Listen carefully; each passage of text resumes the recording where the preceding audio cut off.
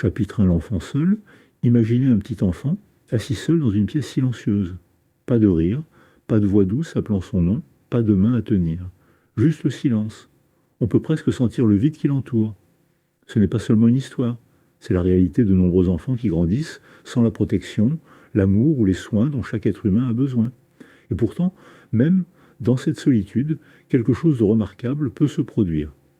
Quelque chose de subtil, presque imperceptible, commence à naître chez l'enfant. Une étincelle de curiosité, un éclair d'imagination, un petit geste d'auto-apaisement qui, avec le temps, devient le socle de la résilience. Prenez l'histoire d'un garçon que j'ai rencontré un jour. Il errait dans les rues, invisible pour ceux qui l'entouraient. Il cherchait de la nourriture, esquivait les dangers. Et pourtant, il ne cessait de remarquer de petites beautés. Un chat errant dormant au soleil, le bruit de la pluie sur un toit en tôle. Ces moments, aussi petits soient-ils, devenaient sa bouée de sauvetage.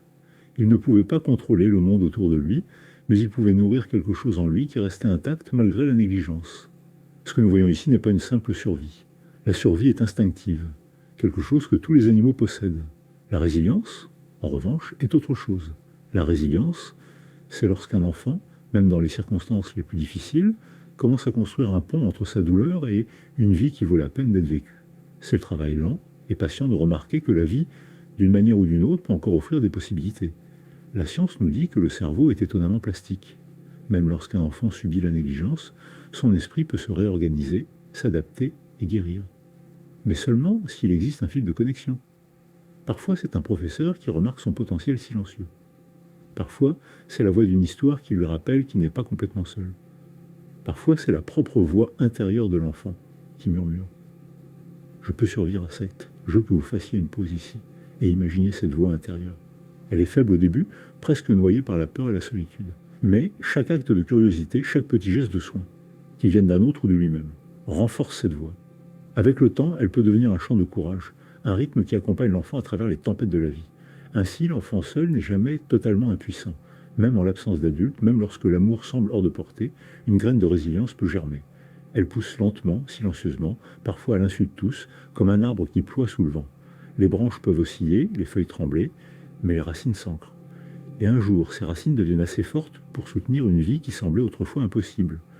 Voici le paradoxe de la solitude de l'enfance. Elle est douloureuse, oui, mais elle est aussi un terrain fertile. Dans les bons moments, dans les plus petits éclats de soins ou découvertes de soi, un enfant apprend non seulement à survivre, mais à espérer. Et cet espoir, fragile qu'il puisse paraître, est le premier pas vers la résilience. Rappelez-vous, la résilience n'est ni héroïque ni soudaine. Elle est silencieuse, graduelle, profondément humaine. Elle commence par la reconnaissance que même un enfant seul, oublié, invisible et abandonné, peut trouver en lui un chemin vers l'avant, un chemin pour grandir, pour vivre et pour embrasser la vie, malgré tout ce qui a tenté de la lui retirer. Alors, quand vous voyez un enfant seul, ne voyez pas seulement le vide, voyez la possibilité, voyez la résilience qui attend d'émerger. Car même dans la solitude, l'esprit humain cherche la connexion, la beauté et le courage de persévérer. Et cela, peut-être plus que tout, rend la vie, même dans ces moments les plus durs, digne d'être vécue. Chapitre 2. L'arbre dans la tempête. Imaginez un arbre solitaire au milieu d'un champ ouvert. Ses racines s'enfoncent profondément dans la terre, invisibles mais solides. Une tempête approche. Le vent hurle, les branches se tordent, la pluie fouette le sol. Pourtant, l'arbre ne se brise pas. Il plie, il oscille, il endure. Cet arbre n'est pas qu'un arbre, c'est une leçon. C'est la résilience. Je veux que vous imaginiez Julien, un garçon que j'ai rencontré un jour. Il avait 7 ans lorsqu'il perdit sa maison, les rues familières de son enfance englouties par une violence qu'il ne pouvait comprendre. Il errait à travers des journées remplies de peur et des nuits où les ombres semblaient interminables. Beaucoup l'auraient cru brisé. Et pourtant, Julien a survécu. Pas parce que la tempête ne le frappait pas, mais parce qu'il a appris à plier sans se casser. La résilience est un peu comme cet arbre. Ce n'est pas un trait inné, ni un bouclier magique qui nous protège de la douleur. C'est la capacité d'absorber le choc de la vie, de laisser le vent nous traverser, de laisser la tempête nous façonner, mais sans la laisser nous définir. Les neurosciences nous disent que lorsqu'on fait face à un traumatisme, notre cerveau s'adapte, créant de nouvelles voies, de nouvelles façons de faire face. Mais la science seule ne raconte pas toute l'histoire. La vérité est humaine, vécue et profondément personnelle. Pensez à ces racines. Les racines de l'arbre, de Julien, de chaque personne qui survit à des situations extrêmes. Les racines sont des souvenirs d'amour, même petits, Des gestes de bonté, même fugaces, des moments de sécurité, même brefs. Même une seule main bienveillante, une voix qui dit ⁇ Je te vois, je t'entends ⁇ peut ancrer un enfant d'une manière que le monde ne peut effacer. Ces racines sont invisibles, mais elles soutiennent tout. J'ai vu des enfants, comme Marie, grandir dans l'ombre de la négligence. Chaque jour, elle affrontait des tempêtes qui auraient écrasé la plupart des gens. Et pourtant, elle trouvait une mélodie dans les plus petites choses. Un sourire partagé, un jardin secret, une histoire murmurée par un professeur. Comme l'arbre dans la tempête, elle a appris à plier avec le vent, à laisser les difficultés la traverser sans la détruire. La résilience n'est pas un chemin droit. L'arbre ne se dresse pas sans cicatrices. Son tronc porte les marques de la foudre, des branches brisées par le vent. Les humains portent aussi les traces de la souffrance. Mais ces cicatrices ne sont pas des signes de faiblesse. Elles sont la preuve de la survie. Elles sont l'histoire gravée en nous, le rappel que même après la dévastation, la vie continue, et parfois, elle devient plus forte. Remarquez comment la tempête passe. Le vent ralentit, la pluie s'adoucit. Et l'arbre, bien que plié, reste debout, Julien, Marie, tous les survivants que j'ai rencontrés. Ils font la même chose. Ils portent la tempête en eux, et pourtant ils cherchent le soleil. Leurs racines, leur force intérieure, les ancrent. Ils plient, ils oscillent, ils endurent. Et finalement, ils prospèrent. La résilience est l'espoir en action. C'est savoir que la tempête ne durera pas éternellement, que la douleur peut se transformer en sagesse, et que chaque arbre qui plie sous le vent porte en lui la possibilité de se dresser plus haut qu'avant. Ainsi, lorsque vous faites face à vos propres tempêtes, souvenez-vous de l'arbre. Pliez, oscillez, survivez. Laissez vos racines vous soutenir, laissez le vent façonner, et sachez, comme l'arbre, que vous pouvez endurer.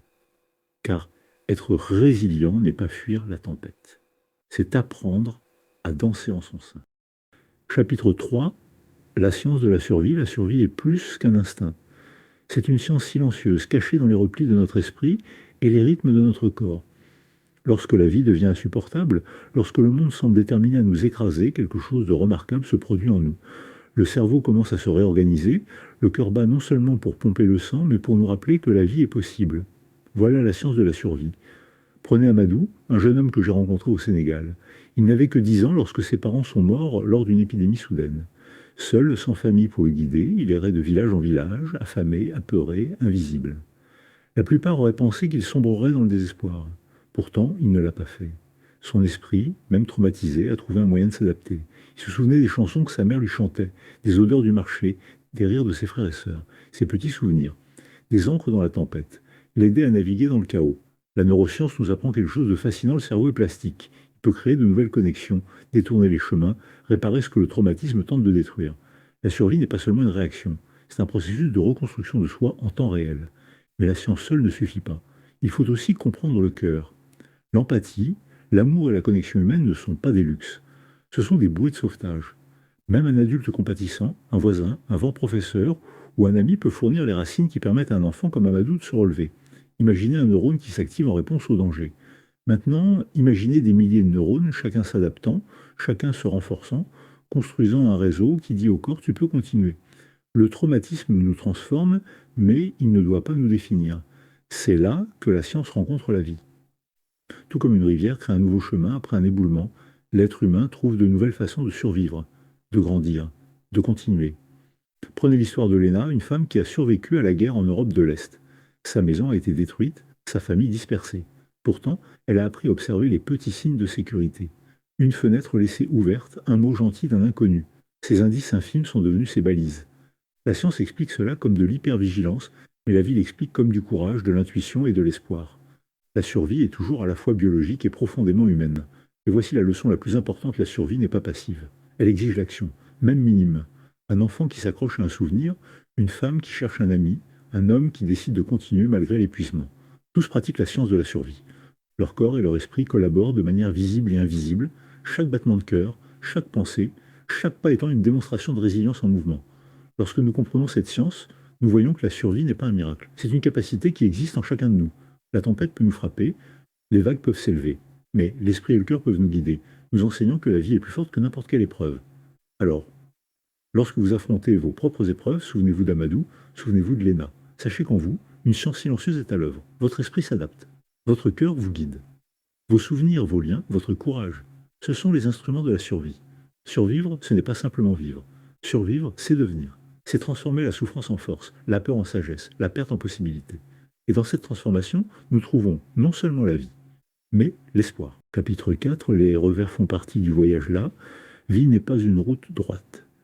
Elle serpente, elle descend, parfois elle s'effondre sous nos pas. Les revers sont inévitables. Ce sont les tempêtes qui mettent l'arbre à l'épreuve, les détours qui testent le voyageur. Et pourtant, ils ne sont pas le signe que nous avons échoué. Ils font partie du voyage, nous façonnant de manière que nous ne pouvons souvent pas percevoir sur le moment. Je me souviens d'Anaïs, une jeune femme qui rêvait de devenir médecin. Elle a affronté obstacle après obstacle. Conflits familiaux, difficultés financières, examens ratés, malgré des heures de travail sans fin. À chaque chute, elle ressentait le poids du désespoir. Et pourtant, à chaque revers, elle découvrait aussi quelque chose de nouveau, une réserve de patience, une force qu'elle ne connaissait pas, une façon créative de naviguer les défis. Ces revers ne l'ont pas arrêtée. Ils sont devenus des marches, invisibles mais vitales. Dans le cerveau humain, les revers sont en réalité des opportunités. Lorsque nous faisons face à un échec ou à une perte, notre esprit est obligé de s'adapter. Les voies neuronales se réorganisent, nos muscles de résolution de problèmes se renforcent et notre résilience émotionnelle grandit. La science appelle cela l'adaptation. La vie appelle cela l'apprentissage. Chaque difficulté que nous affrontons laisse une marque, oui, mais elle laisse aussi une leçon profondément enracinée en nous. Imaginez une rivière rencontrant un rocher. L'eau ne s'arrête pas, elle contourne. Parfois elle crée un nouveau chemin, parfois elle trouve un canal caché en dessous. C'est ce que font les revers. Ils nous obligent à plier, à changer de cap, à découvrir des chemins que nous n'aurions jamais imaginés. Prenez l'histoire de Karim, un garçon qui a grandi dans la pauvreté, dont le premier emploi s'est terminé par un renvoi. Beaucoup auraient abandonné, supposant que le monde n'avait rien à leur offrir. Karim, lui, a appris à voir chaque déception comme un maître. Il a remarqué les petites ouvertures, les minuscules signes de possibilité. Il a continué d'avancer. Aujourd'hui, il dirige une petite entreprise qui aide les jeunes de sa communauté. Ces échecs n'étaient pas la fin, ils étaient le fondement. Les revers ne sont pas des punitions, ce sont des invitations. Ils nous demandent de faire une pause, de réfléchir, d'apprendre et de rassembler nos forces avant de continuer. Ils nous rappellent que la croissance n'est pas linéaire et que la résilience se construit autant dans les fissures que dans le calme. Comme un arbre, l'esprit humain ploie sous les vents d'adversité. Parfois il oscille plus que ce que nous croyons possible, mais il se brise rarement lorsqu'il a des racines profondes. Alors lorsque la vie interrompt vos plans, lorsque la déception assombrit votre chemin, souvenez-vous d'Anaïs et de Karim. Ressentez la frustration, mais ne la laissez pas vous définir. Utilisez-la, laissez-la vous enseigner, vous guider et vous préparer pour l'étape suivante. Les revers ne sont pas des détours. Ce sont des chapitres essentiels dans l'histoire de votre survie. Le voyage n'est jamais lisse. Mais chaque trébuchement, chaque pause, chaque moment de doute fait partie du rythme de la vie. Acceptez-le, pliez avec lui, apprenez de lui. Et comme l'arbre qui survit à la tempête, vous vous relèverez, plus fort, plus sage et plus vivant qu'avant. Chapitre 5, la rivière de la résilience. La résilience est comme une rivière. Elle ne coule pas en ligne droite. Elle serpente, plonge sur des rochers, disparaît sous la terre pour réapparaître ailleurs. Pourtant, elle continue de couler. Toujours. Peu importe le nombre d'obstacles, la rivière trouve son chemin. Voilà la nature de la résilience humaine. J'ai rencontré Sofiane, un jeune homme qui a grandi dans un quartier marqué par la violence. Sa famille luttait pour survivre, et il affrontait des dangers que la plupart des enfants ne devraient jamais voir. Chaque perte, chaque trahison était comme un rocher sur sa route. Pourtant, il continuait d'avancer. Pas aveuglément, mais avec intention. Il trouvait de petits refuges. Un professeur qui croyait en lui, un ami qui écoutait sans juger, un endroit calme où il pouvait rêver. Ces refuges sont devenus des affluents alimentant la rivière de sa résilience, lui permettant de continuer à couler malgré les épreuves. La science nous enseigne quelque chose de remarquable, l'être humain est conçu pour s'adapter. Notre cerveau peut se réorganiser après un traumatisme, former de nouvelles connexions, apprendre de nouvelles manières de faire face, voire prospérer. Mais l'adaptation seule ne suffit pas. La résilience se nourrit également des relations, de l'espoir, de la conviction que la vie, même dans ses moments les plus durs, recèle des possibilités. Tout comme une rivière recueille l'eau des ruisseaux, de la pluie et de la fonte des neiges, notre résilience se construit à partir du soutien, de la bonté et du courage que nous trouvons en nous-mêmes et chez les autres. Prenons l'exemple d'Élodie, une jeune femme qui a survécu à un accident dévastateur. Elle a passé des mois à l'hôpital, le corps brisé, l'esprit fatigué. Beaucoup auraient sombré dans le désespoir. Mais chaque petite victoire, s'asseoir, marcher quelques pas, sourire à une infirmière, était comme de l'eau trouvant une fissure dans la pierre. Peu à peu, la rivière de sa résilience s'est renforcée, creusant un chemin à travers la douleur vers la vie à nouveau. La résilience ne consiste pas à redevenir exactement ce que nous étions avant. La rivière ne coule jamais deux fois de la même manière. Les traumatismes, les pertes et les adversités laissent des marques tout comme la rivière creuse vallée et canyon. Mais dans ces changements, il y a croissance, profondeur et force. Nous apprenons à naviguer les courants, anticiper les rapides, trouver des bassins calmes où nous pouvons rassembler nos forces. Et voici la plus belle vérité, la rivière de la résilience ne tarit jamais. Même lorsque les obstacles semblent insurmontables, même lorsque nous pensons ne pas pouvoir continuer, quelque chose en nous continue de bouger. Un souvenir, un rêve, un petit geste d'espoir. Ce sont les eaux qui continuent de couler, même dans les vallées les plus sombres. Alors, lorsque vous affrontez vos propres tempêtes, imaginez la rivière qui coule en vous. Laissez-la contourner les rochers, laissez-la plonger sur des cascades, disparaître et réapparaître. Ayez confiance qu'elle a la force de continuer à couler, de continuer à façonner le paysage de votre vie, car la résilience n'est pas une destination. C'est une rivière, une force vivante, fluide, toujours changeante, qui vous porte à travers chaque défi, chaque perte, chaque victoire. Et en coulant, souvenez-vous, la rivière ne consiste pas seulement à survivre. Elle consiste à découvrir la beauté du mouvement, le pouvoir de la persistance et la vie qui vous attend de l'autre côté de chaque obstacle. Chapitre 6, Espoir et possibilités. L'espoir n'est pas un luxe, c'est une bouée de sauvetage. Même dans les nuits les plus sombres, même lorsque les tempêtes nous ont presque courbés jusqu'au sol, l'espoir murmure qu'un avenir bien meilleur est possible. C'est la voix silencieuse qui nous dit que nous pouvons nous relever, que le voyage n'est pas terminé, que la vie a encore un sens. Je pense à Malik, un garçon qui a grandi dans une ville déchirée par le conflit. Chaque jour apportait son lot d'incertitudes, chaque nuit ses ombres de peur. Beaucoup auraient cru qu'il n'y avait pas d'avenir pour lui, que l'espoir avait abandonné sa vie. Pourtant, Malik le trouvait dans de petites choses. Un professeur qui lui souriait, un livre qui ouvrait son imagination, un ami qui lui tenait la main en silence. Chaque étincelle suffisait à lui rappeler que la possibilité existe encore, même lorsque tout semble perdu. La neuroscience nous montre que l'espoir n'est pas qu'un vœu pieux. C'est une force qui façonne le cerveau, déclenche la motivation et renforce la capacité du corps à endurer. Lorsque nous espérons des voies qui nous aident à planifier, à nous adapter, à agir. Mais l'espoir n'est pas que biologique. Il est profondément humain. C'est la capacité d'imaginer un demain différent d'aujourd'hui, de voir que la douleur n'a pas le dernier mot, de croire que nous pouvons écrire de nouveaux chapitres dans notre histoire. Prenez Claire, une jeune femme qui a survécu à des années de négligence et d'abus. Pendant longtemps, elle n'imaginait pas de vie au-delà de sa souffrance. Mais un jour, quelqu'un lui a simplement dit « ta vie peut changer ». Cette graine minuscule, une seule phrase, a suffi à réveiller la rivière de résilience en elle. Lentement, elle a commencé à envisager l'école, des amis, une carrière. Chaque pas en avant, chaque rêve nourri devenait la preuve que l'espoir n'est pas fragile. Il est vivant, persistant et contagieux. L'espoir agit comme un pont au-dessus des eaux turbulentes. Il n'efface pas les tempêtes, il n'enlève pas les rochers de notre chemin. Mais il nous donne un moyen d'avancer, de voir que les obstacles peuvent être franchis, que la rivière peut être naviguée et que le voyage peut continuer. La possibilité découle de cet espoir, de nouveaux choix, de nouvelles relations, de nouvelles expériences qui transforment notre vie de façon que nous ne pouvons toujours pas prévoir. Et voici la vérité la plus profonde. L'être humain est fait pour imaginer. Nous sommes programmés pour voir au-delà de ce qui est, pour tendre vers ce qui pourrait être. Même lorsque la vie nous malmène, même lorsque les revers semblent interminables, l'espoir nous permet de nous étirer vers un futur plus lumineux que notre présent. Il transforme la survie en croissance, l'endurance en créativité, la douleur en sens. Alors, lorsque vous sentez le poids du désespoir, cherchez la plus petite étincelle. Un mot gentil, un souvenir d'amour, un rêve auquel vous avez osé tenir. Ce sont les graines de l'espoir. Nourrissez-les, laissez-les grandir. Qu'elles vous rappellent que même après les tempêtes les plus dures, la vie offre des possibilités. Car l'espoir n'est pas passif, il est actif.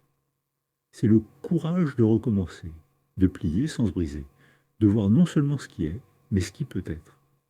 Et lorsque vous embrassez cet espoir, vous découvrez la vérité que Boris Cyrulnik nous a répété: la résilience. Ce n'est pas seulement survivre. C'est imaginer, tendre la main et s'épanouir malgré tout. Chapitre 7.